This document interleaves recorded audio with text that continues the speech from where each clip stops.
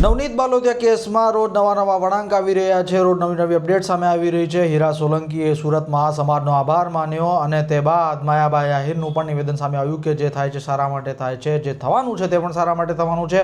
આ વચ્ચે ધોકાની પણ વાત આવી, લોઢાની પણ વાત આવીને હવે પરસોત્તમ સોલંકી 5 મુદ્દાઓને લઈને મુખ્યમંત્રીને રજૂઆત કરવા માટે ગયા હતા. નીચે વિડીયોમાં તમે જોઈ રહ્યા છો કે પરસોત્તમ સોલંકીએ મુખ્યમંત્રીને રજૂઆત કરી. મુખ્યમંત્રીને રજૂઆત કર્યા બાદ તેમને કહ્યું કે સાહેબ, અમે તો ઠીક છે રજૂઆત કરી દીધી, પરંતુ નાના સમાજ કોઈ હોય ને તેની સાથે પણ આવો કંઈક અન્યાય થાય અને તેમને તંત્ર સામે પણ કોઈ ફરિયાદ હોય તો શું બધાને ગાંધીનગરના ધક્કા ખાવા પડશે? શું બધાએ ગાંધીનગર આવીને પોતાની વાત રજૂ કરાવવી પડશે અને તે બાદ જ કોઈક વાત માનવામાં આવશે?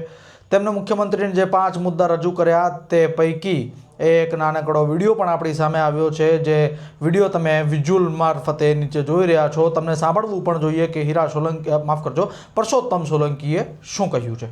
શરમજનક બાબત છે.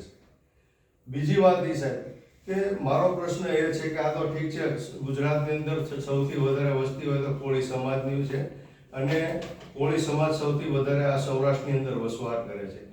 એના અનુસંધાને અમારી પાસે એટલા તો એ લોકો ન્યાય અપાવવા માટે થઈને એ લોકોને ગાંધીનગર સુધી, સરકાર સુધી પહોંચવું પડે. પરંતુ મારો સવાલ સાહેબ એ છે કે જે સમાજ નાના હોય, એના કોઈ પ્રતિનિધિઓ સરકારમાં ન હોય તો શું સાહેબ એને ન્યાય નહીં મળે?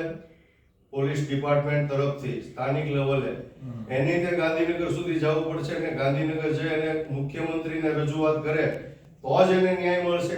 એ અમારો સવાલ છે સાહેબ.